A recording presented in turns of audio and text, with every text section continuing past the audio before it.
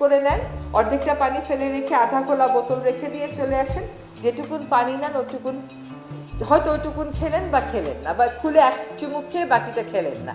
এটা কিন্তু পানিরও বিশাল অপচয় হয়, এবং পানিরই অন্য একটা নাম হচ্ছে জীবন। এবং এখন বলে যে আমাদের মানুষের গায়ে, রক্তে, মায়ের দুধে, প্লাসেন্টাতে, ব্রেইনে মাইক্রোপ্লাস্টিকের উপস্থিতি পাওয়া গেছে।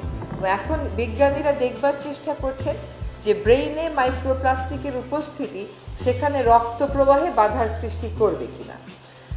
এখন অনেক তো ট্রলিং হলো, অনেক কিছু হলো, এটা হবে, এটা একটা গ্রুপ থাকবে। আমাদের তো পলিটিক্যালি মারাত্মকভাবে ডিভাইডেড সোসাইটি, ভালো কাজ করলেও আপনাকে এসব কথা শুনতে হবে।